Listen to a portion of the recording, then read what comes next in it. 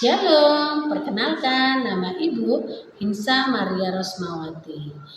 Nah, bagaimana kabar Ananda semuanya? Ibu harap kita dalam keadaan sehat, tidak kekurangan suatu apapun. Nah, sebelum kita masuk ke materi pembelajaran, sebaiknya kita berdoa terlebih dahulu. Kita bersatu di dalam doa. Bapa di surga, terima kasih Tuhan buat segala kebaikan dan cinta kasih Tuhan di dalam kehidupan kami. Tuhan Yesus, sebentar kami akan mengadakan proses belajar mengajar. Kiranya Tuhan yang memberkati kami. Terpuji termulia namamu hari ini kekal sampai selama-lamanya. Amin. Nah, Ananda terkasih, sebelum kita masuk ke pembelajaran, mau tahu apa mengenai tentang materi kita sekarang ini? Yaitu tentang materi Ku Cinta Keluarga Allah. Mau tahu? Simak video berikut ini.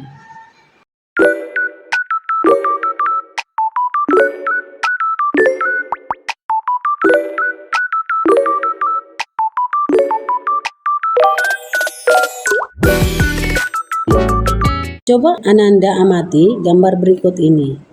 Apa yang dapat Ananda bisa cermati gambar tersebut? Mungkin bisa saja ada gambar orang atau mungkin gambar tentang keluarga.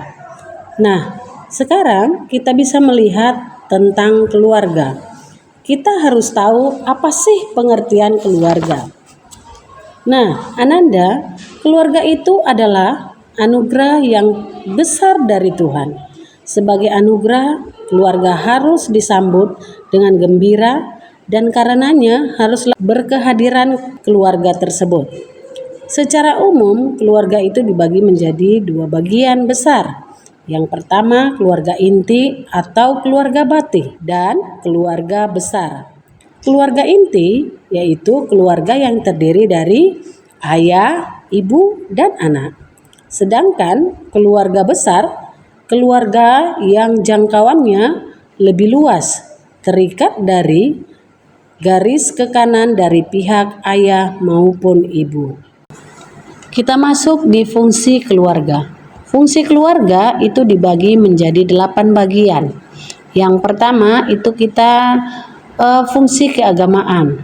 Fungsi keagamaan yaitu memberikan panutan yang baik dalam ibadah dan perilaku kepada anak tersebut. Yang kedua yaitu fungsi sosial budaya. Ini memberikan contoh dalam bertutur dan bertindak dengan baik bagi si anak. Karena kita tahu bahwa orang tua itu adalah sebagai cerminan terhadap si anak ataupun yang disebut dengan role model. Yang selanjutnya adalah fungsi cinta kasih. Fungsi cinta kasih ini memberikan cinta kasih kepada anak supaya anak ini merasa nyaman semaksimal mungkin terhadap ayah dan ibunya. Selanjutnya, fungsi perlindungan. Fungsi perlindungan menumbuhkan rasa aman, nyaman, dan hangat dalam sebuah keluarga. Selanjutnya adalah fungsi reproduksi atau disebut dengan fungsi biologis. Fungsi biologis ini atau fungsi reproduksi adalah bersepakat mengenai tentang sebuah keturunan atau mungkin jarak kelahiran dan kesehatan si anak tersebut atau yang disebut dengan kesehatan reproduksi. Selanjutnya adalah fungsi sosialisasi dan pendidikan. Nah, fungsi sosialisasi dan pendidikan ini orang tua atau keluarga bertanggung jawab sepenuhnya itu mengenai tentang pendidikan si anak. Selanjutnya adalah fungsi ekonomi. Fungsi ekonomi, orang tua bertanggung jawab untuk memenuhi kebutuhan keluarganya. Ya, dan yang terakhir adalah fungsi pembinaan lingkungan.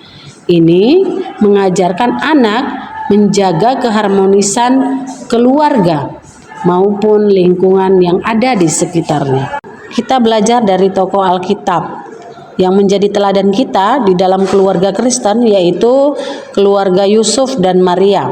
5 pelajaran yang bisa diteladani dari hubungan Yusuf dan Maria.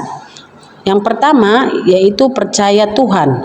Itu bisa kita lihat dari Lukas 1 ayat 38. Demikian firman Tuhan, kata Maria, Sesungguhnya aku ini adalah hamba Tuhan, jadilah padaku menurut perkataanmu itu. Lalu malaikat itu meninggalkan dia. Yang kedua, yang bisa diambil dari keluarga Yusuf dan Maria, percaya pada pasangan juga. Itu yang diambil dari Matius 1 ayat 20. Demikian firman Tuhan.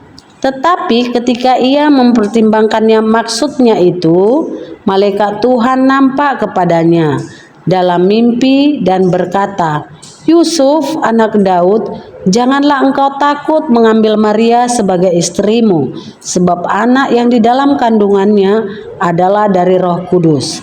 Yang ketiga, yang diambil dari teladan Yusuf dan Maria, cinta bisa tumbuh dalam keadaan yang sulit. Matius 1 ayat 24. Demikian firman Tuhan. Sesudah bangun dari tidurnya, Yusuf berbuat seperti yang diperintahkan malaikat Tuhan itu kepadanya. Ia mengambil Maria sebagai istrinya. Yang keempat, mencari jalan keluar bersama, yang diambil dari kitab Lukas 2 ayat 24. Demikian firman Tuhan. Beberapa lama kemudian Elisabet, istrinya, mengandung dan selama 5 bulan ia tidak menampakkan diri, katanya. Dan ia melahirkan seorang anak laki-laki, anaknya yang sulung, lalu dibungkusnya dengan lampin dan dibaringkannya di dalam palungan karena tidak ada tempat bagi mereka di rumah penginapan. Selanjutnya, mencari kandang yang diambil dari Lukas 2 ayat 7. Yang dimaksud dengan ayat ini yaitu mencari kandang. Kandang bukanlah tempat yang umum untuk melahirkan, apalagi baunya dan kelayakannya pasti tidak baik.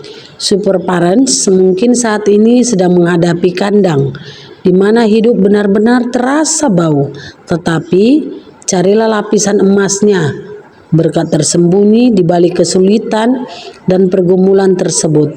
Tuhan telah menyediakan yang terbaik untuk keluarga kita. Jika keluarga super parents sedang dilanda pergumulan dan kesulitan akhir-akhir ini, sahabat-sahabat siap untuk membantu super parent dalam doa. Demikian materi kita hari ini. Semoga harapan Ibu, Ananda bisa memahami materi yang Ibu sampaikan. Sekian dan terima kasih. Shalom Kristus. Shalom.